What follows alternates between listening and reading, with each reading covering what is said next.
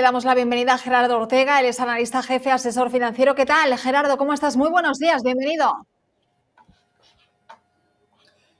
Hola, Gerardo, ¿nos escucha? Creo que hemos perdido, sí, pero no te escuchamos a ti, Gerardo. Parece que está en mute usted. Ahora, perfecto. ¿Me escucháis? Ahora sí lo Perfecto. escuchamos, Buenos Gerardo, días. bienvenido. Te saluda Alejandro de aquí de Buenos Días Wall Street. Un gusto tenerte por aquí con nosotros. Muchas gracias, Alejandro. Muchas gracias, Ana, por la invitación. Espero que sea edificante esto que vamos a ver hoy. Perfecto.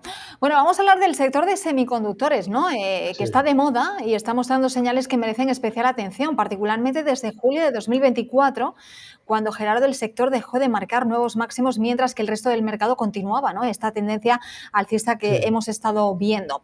¿Qué es lo que está pasando con los semiconductores en Estados Unidos y cuál es la realidad de este sector? Vamos a ver, bueno, yo os pediría que pincharais el gráfico del Nasdaq Composite con el SOX, el gráfico diario. Yo creo que se ve perfectamente en él. ¿Qué es lo que está pasando? Pues está pasando una cosa muy extraña, porque yo creo que todos tenemos claro, razonablemente claro, que los semiconductores no es el futuro, la inteligencia artificial no es el futuro, es el presente. Y es el sector director en Wall Street. Yo puedo entender que la mayoría de los inversores, analistas, estén siempre muy pendientes del S&P 500, pero lo cierto es que, al igual que en Europa lidera el sectorial bancario europeo, en Estados Unidos es el SOX, los semiconductores. Si se fija la gente, he mandado unos gráficos, si se ponen bien, si no, pues... Los vamos a intentar colocar, vale. Pero te voy diciendo, sí. Sí, perfecto. Bueno, lo que trato de decir es que desde julio de 2024 el SOX, los semiconductores, no marcan nuevos máximos, ¿no? Eso, en principio, tiene una importancia a ojos de cualquier inversor o cualquier analista, pues tiene una importancia muy relativa, porque es verdad que se está manteniendo lateral. Lo que pasa es que desde el punto de vista chartista, técnico, eso es una divergencia muy importante. Es una divergencia muy importante respecto a lo que sería el Nasdaq Composite, que es un índice más amplio, el Nasdaq 100, un índice el selectivo tecnológico, y por supuesto el S&P 500 y el Dow Jones Industriales como representantes de los índices tradicionales. Yo te puedo decir e invito a la gente a que lo busque o en sus propios gráficos, si tienen opción de verlo, como todas las veces que el mercado genera este tipo de discrepancias se genera un techo. No estoy diciendo que ahora se esté generando un techo, sino que el mercado está en una situación donde ese debate que se produce de vez en cuando dentro de las tendencias que se van produciendo en el mercado, porque sabemos que, bueno, este es el gráfico, fíjate, yo creo que aquí se ve bien, este es el gráfico de largo plazo del SOX, de los semiconductores. ¿De acuerdo? Bueno, son dos cuestiones importantes. Uno, cuando se genera una divergencia, el mercado, pues es verdad que está en disposición de poder ajustar o poder corregir.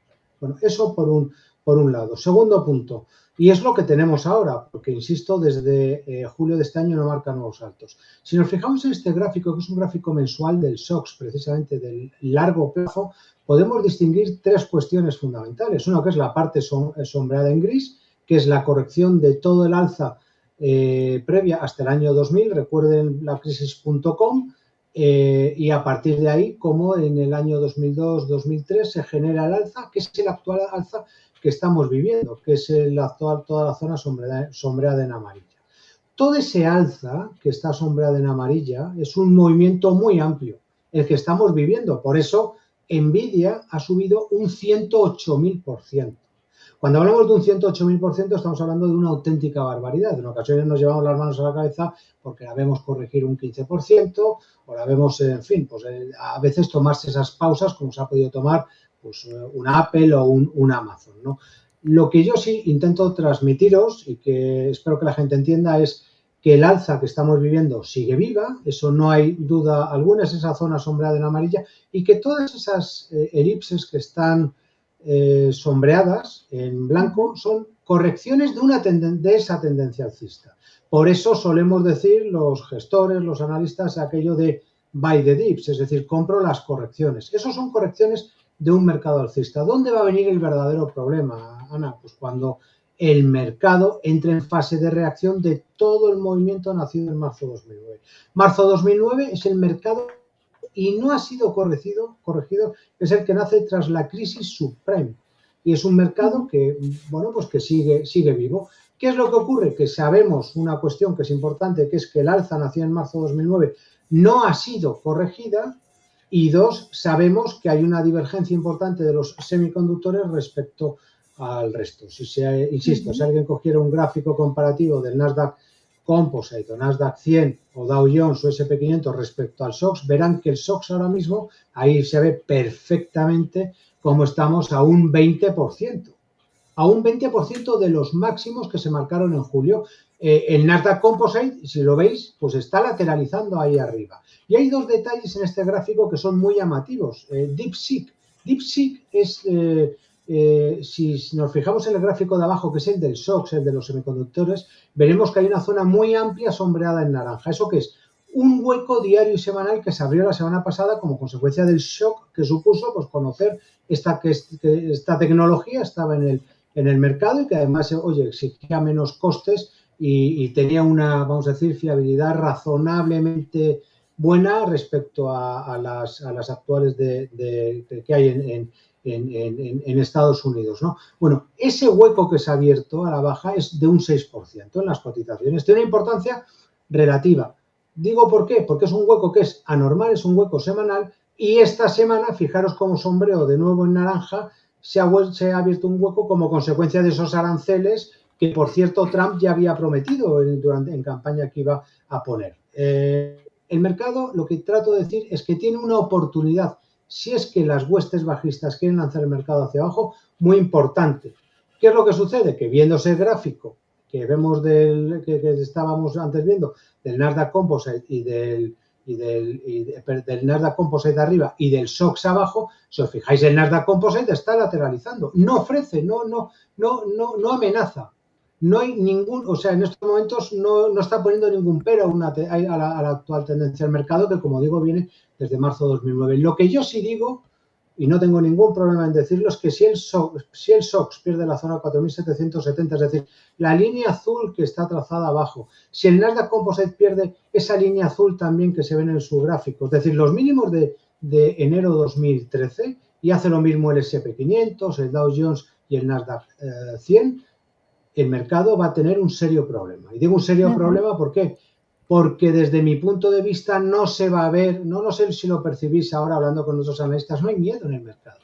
Hay una tranquilidad, y pese a lo que estamos conociendo esta semana, ¿no? Al final, oye, pues le hemos puesto unos aranceles a México, otros a Canadá, pero al final nada, estamos aquí de nuevo negociando y lo que queríamos eran unos soldados en la frontera y ahora con China le hemos tal y ahora ya veremos la Unión Europea. El mercado está muy tranquilo. Yo lo que digo desde el punto de vista técnico es que hay algo extraño en los semiconductores y es esa divergencia que mientras no se pierdan soportes no va a haber ningún problema.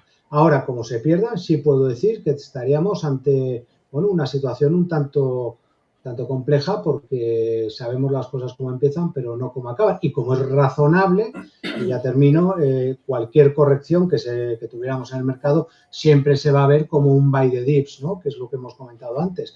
La diferencia ahora es que tenemos divergencia de grado mayor y tenemos un hueco anormal de precios que nos ha abierto lo que hemos visto en los semiconductores, cosa que no había pasado desde entonces, ¿no? Porque sí nos tiene que llamar la atención, oye, ¿qué hay en el sector que no eres capaz de seguir la estela del resto de índices en Wall Street? Es verdad que Nvidia, oye, está en máximos de todos los tiempos y como está subiendo un 108.000, ya me dirás tú quién le pone ese cascabel al gato, ¿no?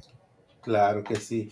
Oye, Gerardo, muy bueno esa información que nos estás dando y propiamente ver esas gráficas también de largo plazo. Pero has mencionado acerca de DeepSeek y de Nvidia. DeepSeek, sí, pues es una nueva narrativa. ¿Qué es lo que está pasando propiamente y por qué hemos visto pérdidas brutales en el sector tecnológico propiamente con Nvidia, como lo has mencionado también en los últimos momentos? ¿Qué es lo que está pasando? ¿Se ha pinchado realmente la burbuja o es algo pasajero? Porque si vemos a Nvidia, tenemos no grandes aumentos propiamente en los últimos 3 meses, estamos viendo pérdidas que superan el 11%. Sí, pero yo aquí creo que para ver las cosas en perspectiva, es verdad que la caída de Nvidia, no estamos acostumbrados a verlo caer, os he mandado también un gráfico de Nvidia, fijaros, de largo plazo, un gráfico mensual, estamos, por cierto, haciendo análisis técnico de largo plazo, que es un poco herejía, ¿no? Hay gente que dice que esto de análisis técnico es para el corto plazo. Dice, bueno, pues para el que no sepa, así, para los que sabemos, con todos los respetos, fíjate el gráfico, es tremendo. Es un gráfico que viene pues desde el año 2007. Observa si es un gráfico mensual. Mira dónde está Nvidia. Está por la, yo no sé si te diría la estratosfera, por Marte, no sé. Pero eso es una subida del 108.000%. Es decir, esos 11, 15, 20% que me estabas comentando de Nvidia, que ha caído durante este par de semanas, el último mes realmente, respecto al alza es muy tibio, no es nada. Es decir, para cualquier inversor en Nvidia está cómodamente ahí subido. Es más, los empleados de Nvidia, ¿no? Creo que son millonarios la mayoría de ellos porque se les ha pagado con stock options, con lo cual, ¿quién hubiera sido empleado de Nvidia, ¿no? Pero imagínate solamente, y es lo que quiero decir, si vemos el alza que tenemos desde octubre de 2022, que es esa zona sombreada con esa elipse desde esas bandas de medias móviles que tengo, el mes pasado, el mes de enero, es el primer mes desde entonces que Nvidia cierra en vela mensual por debajo de los mínimos del mes previo. No hay un solo mes que lo haya hecho. Es verdad que lo hace por muy poco, pero es la primera vez y empieza a contar meses atrás donde simplemente cierra por debajo del mínimo del mes previo. Es decir, nos está diciendo algo. La cuestión es, y es a donde quiero llegar, si el SOX pierde los niveles de la zona 4.770 y el resto de índices pierde la zona de los mínimos del pasado 13 de enero, solo con que Nvidia corrija hacia esas bandas de medias móviles, estaríamos hablando, ojo, una corrección, como verás en todo el ascenso, cada vez que ha ido a las mismas, desde ahí ha rebotado y ha seguido desarrollando tendencia, estaríamos hablando de un ajuste que puede llegar a ser muy importante, muy importante. Es que eso te iba a preguntar, Gerardo. Sí, perdón. Sí, eso te iba a preguntar, porque antes en esa gráfica que nos enseñábamos, ¿no? Con esas sombras, Sí. ¿no? En esas elipses, que son esas correcciones Sí. que tiene lógicamente el mercado, porque el mercado lo estamos viendo, ¿no? Con movimientos alcistas muy fuertes en los últimos años, pero como tú mencionabas, todos los movimientos alcistas tienen una corrección. Te pregunto cuándo se podría dar esa corrección, que de alguna manera, no sé si espera el mercado, porque decías que los mercados están muy tranquilos, pero estamos a las puertas con tantos eventos que están impactando últimamente, claro, mercados, de que haya una corrección gorda a corto o medio plazo? Mira, en 2022 recuerda que se anunciaba que teníamos nos acercábamos a tener una recesión en Estados Unidos. Estaba sobre la mesa ese aterrizaje suave, ese aterrizaje forzoso. Es cuando se producen la subida de tipos de interés, la invasión rusa en Ucrania y todo ese proceso para luchar contra esa inflación pegajosa y la subida de tipos prácticamente cero, tanto en todos los bancos centrales, ¿no? La Reserva Federal, el Banco Central Europeo, hasta prácticamente, pues en el caso de Estados Unidos, 5%. Estamos más o menos, ¿no? Ahí 4,25, 4,50 y aún seguimos anclados en dicha zona. En ese momento lo que se ponía sobre la mesa es, bueno, pues la causa es esta y puede haber una recesión y tal y cual. Y es más, fijaros, no sé si recordáis que en todo el proceso de recuperación del mercado en octubre de 2022 lo que se decía es, no, hay que utilizar el SP500 equiponderado porque son solo los 7 magníficos y tal y cual. No. Era todo excusa, es decir, había habido un momento de mucho pesimismo en ese momento. Yo lo que quiero decir es que ahora mismo el pesimismo ha desaparecido y fijaros lo que hemos sobrepasado. La semana pasada tuvimos bancos centrales que se dice pronto, Banco Central Europeo bajando tipos, el Banco de Brasil, la Reserva Federal que no los tocó, publicación de resultados en Estados Unidos, toda la tensión geopolítica que sigue sobre la mesa, Trump zascandileando por ahí, bueno, todo.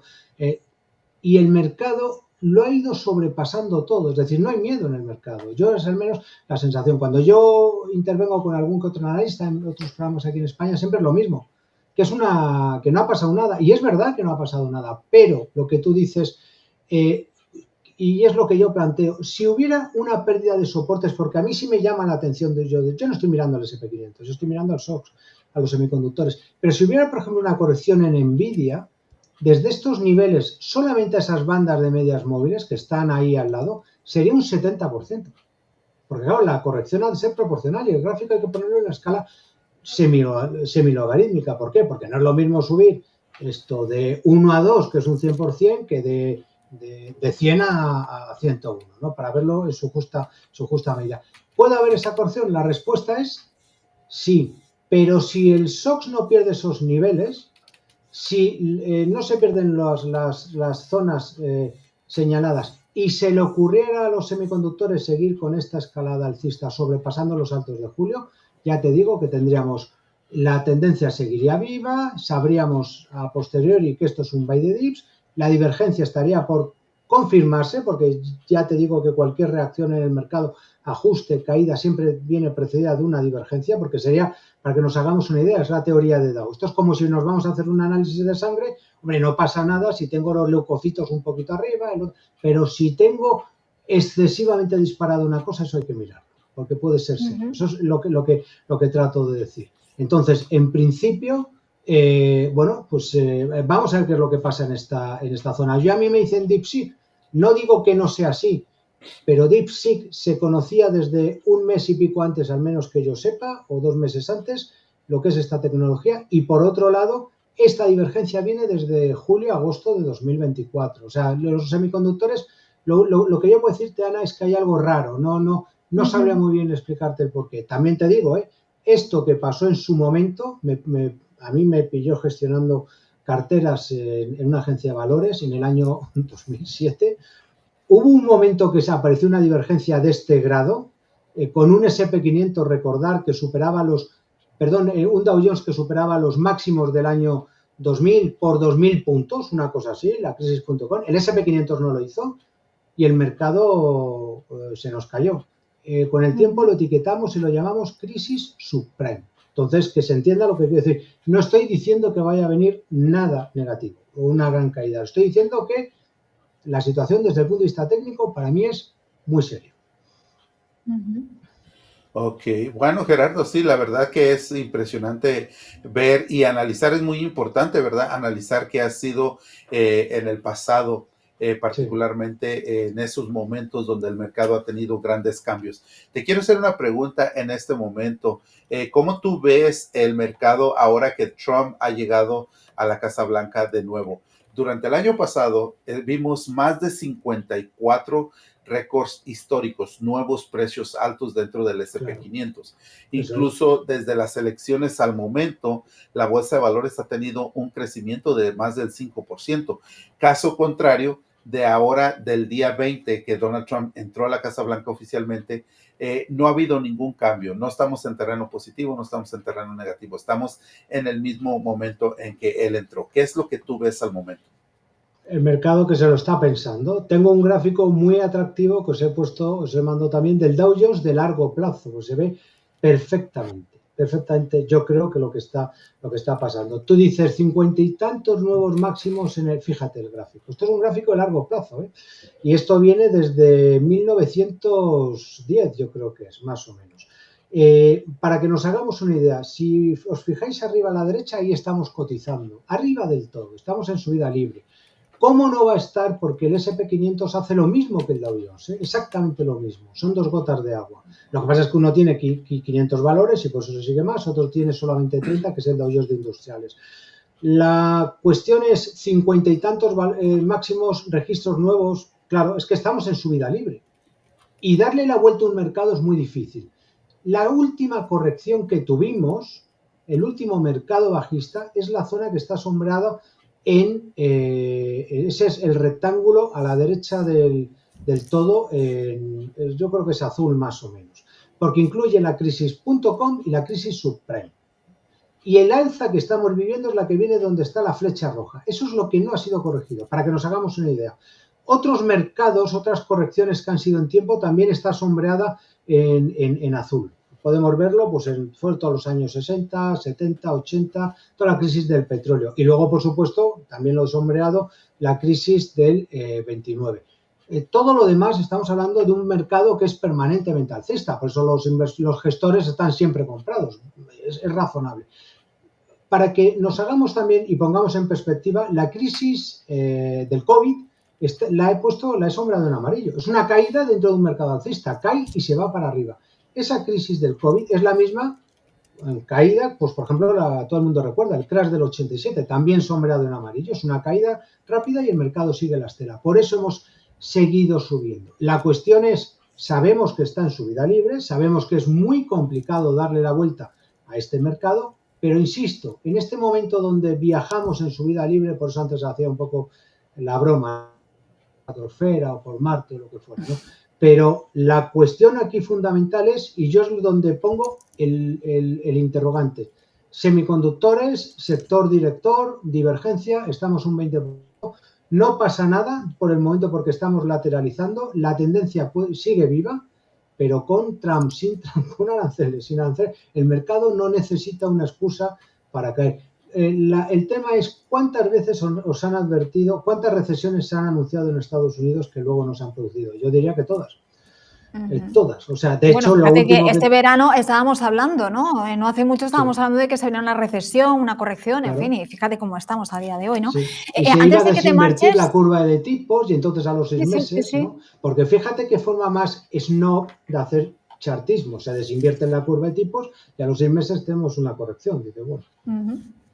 Antes de que te vayas, Gerardo, te tengo que preguntar por el Bitcoin. Quería preguntarte por el Bitcoin, preguntarte si va a seguir la misma tendencia que los mercados, si funciona al igual que los mercados y qué podemos esperar, porque cuando iba a llegar Trump, Bitcoin iba a subir como la espuma y de momento no parece que esté siendo así. Parece que Trump está poniendo la mira en otros temas mucho antes que en Bitcoin. Porque con Bitcoin pasa una cosa parecida, también está en subida libre, os he también pasado un gráfico. Lo que pasa es que Bitcoin lo correlaciono con Ethereum y lo hago primero porque los dos están listados en el CME y segundo por el tema de los ETFs. En el caso de Bitcoin, pues sucede como con el Nasdaq, que está en subida libre y entonces no hay mucho que decir. Os he pasado el gráfico, ahí se ve perfectamente mensual. Pero esas divergencias de las cuales hablo también se ven aquí.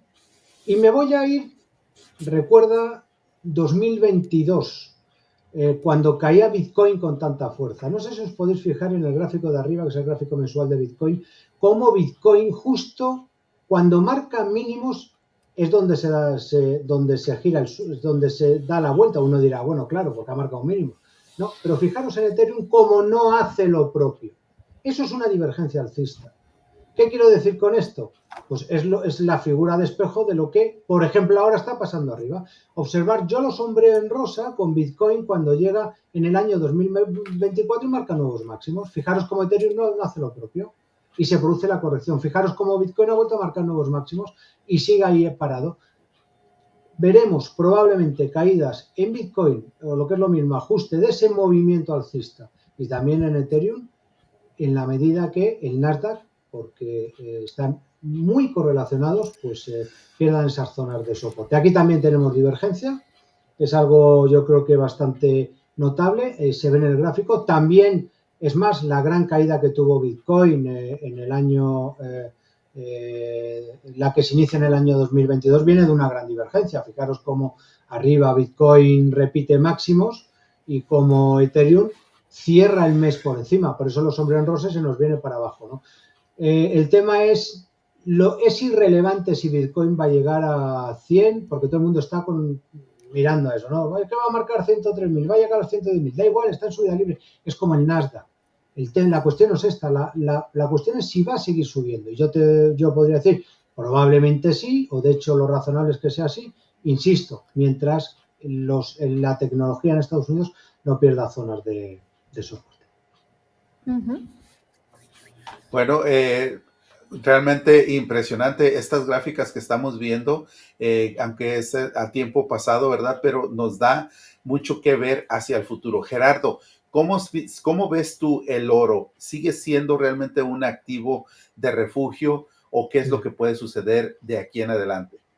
Es lo mismo, está en subida libre. Es que fíjate que hay 3 cuestiones importantes. Uno puede ver a las bolsas y da igual lo que compres, es dentro de un orden, ¿no? Es decir, está la renta variable en subida libre Yo insisto, pongo el ojo en el SOX, en los semiconductores. Podemos ver Bitcoin, Ethereum, porque Ethereum estaba débil, pero da igual, el universo cripto está ganando o sigue ganando terreno por la parte de arriba. Y el oro. Ahora todo el mundo tiene muy claro que está en subida libre, que es así. Por eso está subiendo. Yo no, insisto, más que entrar en las causas, yo me fijo en el efecto. Podéis verlo ahí.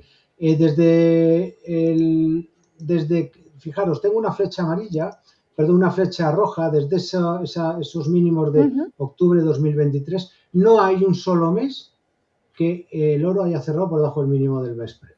Entonces, mientras eso no ocurra, va a seguir subiendo. Entonces, la cuestión es, ¿hay que estar comprado en oro? Sí. Ahora, yo veo la plata y ¿qué veo? La plata no está acompañando. Bueno, pues ahí es el activo con el que lo puedo correlacionar. Hay una divergencia, pero no pasa nada, insisto. Se han de perder soportes y lo han de hacer los dos. Entonces, lo que yo puedo decir es, y esta es la afirmación que voy a hacer, zona 2530, mientras no pierda esa zona, pues el oro es potencialmente alcista, lo razonable es que siga subiendo. Y aunque estamos intentando, claro, correlacionar el pasado con el futuro, por supuesto, pero yo tengo muy claro, Alejandro, que para subir necesito dos mínimos, que los mínimos de cada mes sean crecientes. Eso es, yo creo que es irrefutable, ¿no? Y si esa condición desaparece y se da o se genera esa divergencia y se pierden soportes, puede haber un problema. Oye, Gerardo, muchísimas gracias por esta masterclass. De verdad que hemos aprendido un montón. No le vamos a quitar ojo al sector de los semiconductores. Vamos a estar muy pendientes porque puede marcar muchas cosas de aquí al futuro. Y bueno, ¿dónde te seguimos para todas aquellas personas que quieran seguir disfrutando de tus análisis y de tus comentarios sobre el mercado? Bueno, yo tengo una página, en mi Twitter, @Ortega_Gerardo, y en mi web, gerardo.ortega.es. Luego, lo mismo, soy analista jefe de Thrive y poco más, que estoy a disposición vuestra y nada, agradeceros el interés que os habéis tomado por mi trabajo y por esta charla que ha estado, la verdad, que súper a gusto.